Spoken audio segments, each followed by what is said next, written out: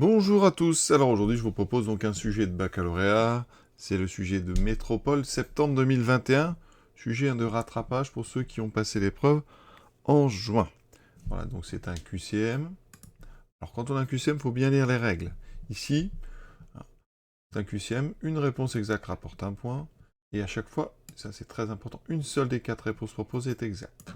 Ça peut changer, donc lisez bien à chaque fois les conditions du QCM.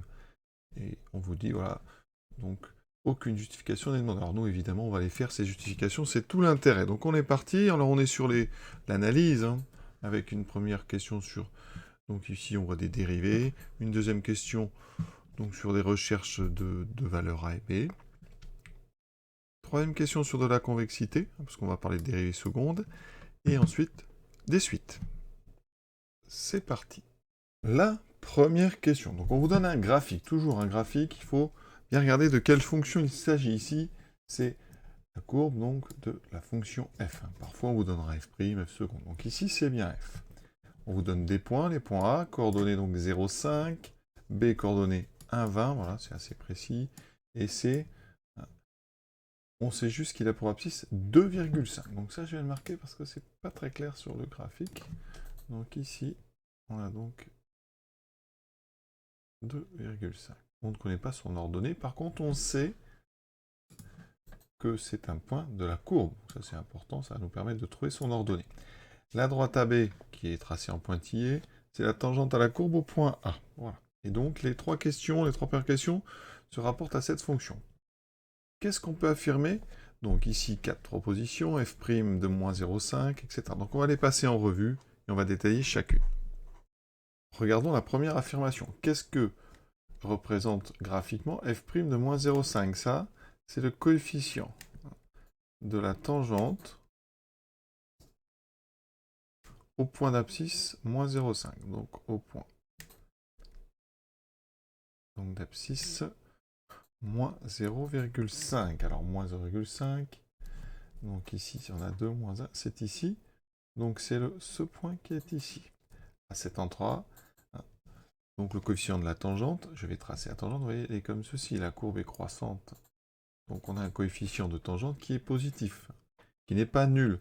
Ici, on vous propose égal à 0. Égal à 0, ça signifierait que votre tangente à cet endroit est horizontale, ce qui n'est pas du tout le cas. Donc, on peut déjà rayer la proposition A. Deuxième proposition, sur moins l'infini, moins 0,5, f' est négatif. Alors, qu'est-ce qui se passe sur moins l'infini, moins 0,5? On peut, si on veut, on pourrait faire un tableau de variation. Vous voyez qu'ici, ça décroît jusqu'à, ici, à peu près cet endroit-là. Et de cet endroit-là jusqu'à moins 0,5, c'est croissant. Donc, ça veut dire que vous avez une fonction f qui est décroissante, puis croissante. Je vais plutôt mettre ça en blanc, que vous voyez bien. Donc, on a une fonction f qui va être décroissante jusqu'ici, puis ensuite croissante. Donc, sur moins l'infini, moins 0,5, la dérivée n'est pas toujours négative, puisqu'ici, la dérivée sur la partie croissante va être positive. Donc, on peut, ici, enlever la deuxième proposition. On va regarder la D. On vous dit la fonction f' ne change pas de signe. Eh bien, c'est faux, parce qu'on vient de dire qu'elle changeait de signe, justement. Ici, on peut même faire, si on veut, le tableau de variation, d'accord? Donc là, nous, on peut partir de 5. Donc de 5 à plus infini. Ici, vous allez avoir un champ de variation qui est à peu près en moins et demi. Donc ici, ça veut dire que votre fonction est décroissante, croissante. Donc la dérivée est positive, négative d'abord, et ensuite positive. Donc vous voyez bien qu'elle change de signe. Donc la quatrième proposition est fausse. C'est forcément la troisième qui est juste. Alors on peut quand même la vérifier, cette troisième proposition. Parce qu'on sait calculer un coefficient directeur de tangente à f' de 0. C'est donc le coefficient de la tangente au point d'abscisse 0. C'est donc le coefficient de la droite AB, puisque AB, c'est la tangente. Le point A, on connaît ses coordonnées, 0,5. Le point B, c'est 1,20. On sait calculer un coefficient. C'est donc YA moins YB sur XA moins XB. Ici, ça nous donne donc YA 5 moins YB moins 20 sur 0 moins 1. On obtient ici donc moins 15 sur moins 1, ce qui donne 15. Et donc, effectivement, là, on est sûr, c'est bien la proposition, c'est la bonne. La deuxième question. On admet que la fonction représentée est définie sur R par donc une expression ax plus b fois exponentielle de x. Et là, on vous propose des valeurs pour a et b. Et on vous dit une autre information, la courbe coupe l'axe des abscisses au point de coordonnée moins 0,5, 0. C'est ce point qui est ici.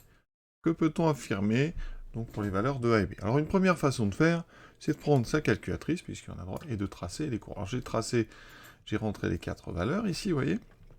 Et donc, voilà, je trace les 4 courbes, et on peut chercher rapidement quelle est celle qui correspond. Vous voyez, on voit tout de suite ici que c'est la bleue, et la bleue, c'est celle qui correspond donc ici à 10x plus 5 fois exponentielle de x. Je vous remontre le dessin, voilà.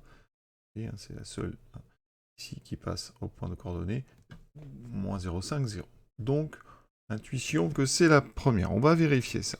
Comment peut-on faire? Alors, on sait donc que f de x a une expression sous la forme ax plus b exponentielle x. On vous a donné une info. Moins 0,5, 0. Donc, on va tout de suite regarder ça. Donc, ça veut dire que si je remplace x par moins 0,5, ça fait moins 0,5 fois a plus b exponentielle de moins 0,5. Ça doit être égal à, donc ici, 0. Conclusion. Ici, exponentielle, c'est non nul. On a un produit nul. Donc, ça veut dire que moins 0,5a plus b est égal à 0. Ça, c'est une première info qui est donnée donc, par ce point de coordonnée, moins 0,5, 0. Alors, vous pouvez vérifier. Déjà, avec les valeurs qu'on nous propose, quand a égale 0, bien b n'est pas égal ici à 5. Donc, déjà, vous pouvez éliminer celui-là. Puis, vous testez les autres. Si je prends égal 2,5, moins 0,5, ça ne fera pas 0. Ici, c'est pareil, vous pouvez remplacer. Moins 0,5 fois moins 1,5 plus 5 ne fait pas 0. Et si vous faites ça, par contre, 10 fois moins 0,5, ça fait moins 5, plus 5, ça fait bien 0. Donc rien qu'avec ça, on peut trouver déjà la solution. On aurait pu aussi utiliser l'information du point A. On sait que f de 0 est égal à 5, puisque A pour coordonnée 0,5, qu'il est sur la courbe. Donc quand je remplace ici x par 0, ça me donne donc b exponentielle 0 qui doit être égal à 5. Vous voyez? Et là, dans ce cas-là, on trouve tout de suite b, donc parce qu'exponentielle 0 vaut 1, ça fait b égale 5. Donc vous voyez, ça a éliminé déjà le deuxième, mais pas les deux derniers. Donc une fois qu'on avait b égale 5, vous remplacez ici donc b par 5, ça faisait moins 0,5a et donc égal à moins 5. On divise par moins 0,5, a est égal à 10. Et vous voyez qu'on a trouvé donc ce couple 10, 5. Troisième question. On admet la dérivée seconde. Alors je vais rapidement la démontrer vraiment sans rédiger. Donc on part de 10x plus 5 exponentielle x. C'est un produit. Donc si on dérive un produit, u'v plus uv'. Alors ici on dérive 10x plus 5, ça fait 10, exponentielle reste. On recopie u et on dérive l'exponentielle, ça fait exponentielle. On factorise. Alors j'ai ici 10x, 10 plus 5, 15. Et je redérive. C'est encore un produit, j'ai factorisé, donc j'aurai encore u'v plus uv', donc ici encore 10, exponentielle x, ici 10x plus 15, exponentielle x, on factorise par exponentielle x, 10x, 10 plus 15, 25. Donc, on a la bonne dérivée seconde. Alors, on nous parle de convexité, concavité. Regardons d'abord la courbe ici. On nous a donné deux tangentes. Vous voyez la tangente en C, la tangente en A. Alors, la tangente en C, elle est très particulière parce que, vous voyez, si vous regardez bien, on arrive par-dessous cette tangente et on ressort par-dessus. Donc, le point C, graphiquement, on voit tout de suite que c'est un point d'inflexion. Et donc, avant, on a une forme concave. Donc, la fonction f, graphiquement, sans regarder encore la dérivée seconde, ici, donc f, donc, elle va être concave jusqu'à l'abscisse du point C. Alors, c'est pas 2,5 que j'avais mis, c'est évidemment moins 2,5. Voilà. Donc, on va mettre moins 2,5. Ici, on a donc concave. Un point d'inflexion ici, l'abscisse moins 2,5. Ensuite, eh bien ici, la courbe est toujours au-dessus de ses tangentes, donc on a concave, convexe. Donc, regardez rapidement, la fonction n'est pas convexe sur R, on voit bien qu'elle est concave avant le point C, elle n'est pas concave puisqu'elle est convexe après. Le point C, on a dit que c'était un point d'inflexion à cause de cette tangente particulière ici, et donc, eh bien la courbe elle admet au moins un point d'inflexion. Conclusion, c'est directement la réponse C. Alors avec la dérivée seconde, ben, comment on aurait pu faire? Eh bien il faut le signe de cette dérivée seconde. Donc ici, le signe de cette dérivée seconde, il est facile, parce que l'exponentielle est toujours strictement positive, donc cette dérivée seconde, elle est du signe de 10x plus 25. Et 10x plus 25, ça s'annule quand x égale donc 25 sur 10, 2,5, moins 2,5. Voilà, donc la dérivée seconde, elle a un signe qui est celui de 10x plus 25, donc moins 0 plus. Donc la fonction f, elle est bien concave, convexe, avec un point d'inflexion, puisqu'il y a changement de signe de f seconde en moins 2,5, donc point d'inflexion d'abscisse moins 2,5, donc c'est le point C. Et vous voyez qu'il n'y en a qu'un seul, donc le point C, c'est bien l'unique point d'inflexion de la courbe de f. Quatrième question. On considère deux suites un et vn, alors elles sont définies sur n, et on sait que pour tout n, donc quel que soit n, ce fameux symbole, donc je recopie, un est plus petit que vn. D'accord? Et la limite de vn est égale à 2. D'accord? Donc ici, je vais faire une petite flèche. Hein. Vn donc tend vers 2. Quand n tend vers plus l'infini. Alors qu'est-ce qu'on peut dire là-dessus? Déjà, est-ce que la suite un converge? Alors pour ça, on peut représenter dans le plan les points qui correspondent à notre suite. Alors la suite Vn, elle tend vers 2. Alors ça veut dire qu'ici, quand on va aller vers la droite, les points qui représentent la suite V, ils vont se rapprocher. Alors je ne sais pas du tout comment ça se rapproche, elle peut se rapprocher par-dessus, par en dessous, mais on sait qu'à partir d'un moment, on va être tout près. Voilà. On sait aussi que les points qui correspondent à la suite UN sont en dessous de tous ces points jaunes.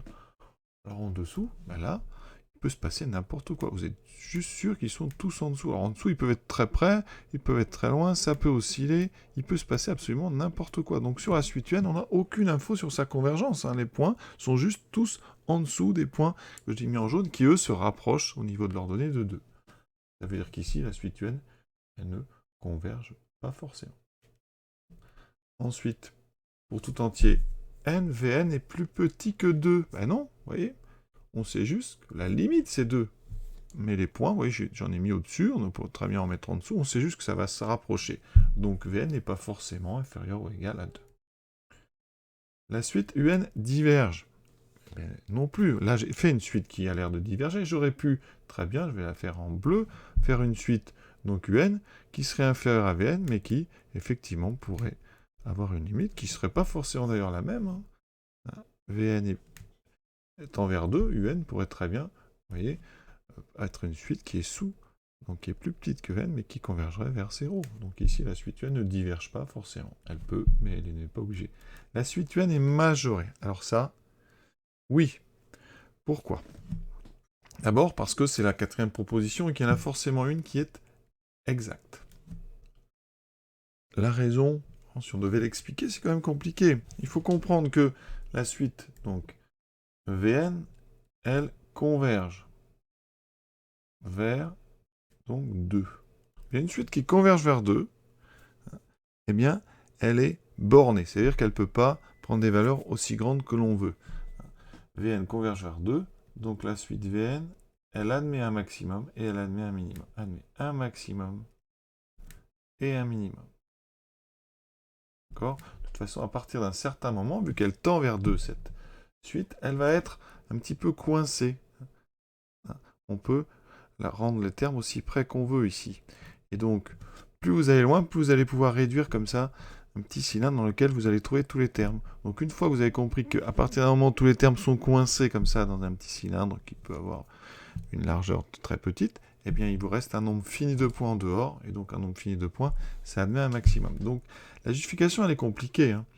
Mais donc cette suite Vn, vu qu'on admet qu'elle converge, elle admet un maximum. Et comme Vn est plus petit, enfin Un est plus petit que Vn, eh bien forcément, Un va être plus petite, à chaque fois obligatoirement, que le maximum de Vn. Donc Vn admet un max, donc Un admet aussi un max. D'accord? Puisque ici, Un est plus petit que Vn, et Vn est plus petit ou égal à son maximum, max de Vn.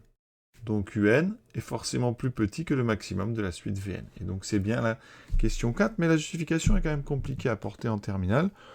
L'idée, c'est plutôt d'éliminer les 3 premières. Et donc, comme on sait qu'il y en a une exacte, on conserve la dernière. Voilà, ce petit QCM est terminé. Je vous souhaite une bonne fin de journée à tous et à bientôt.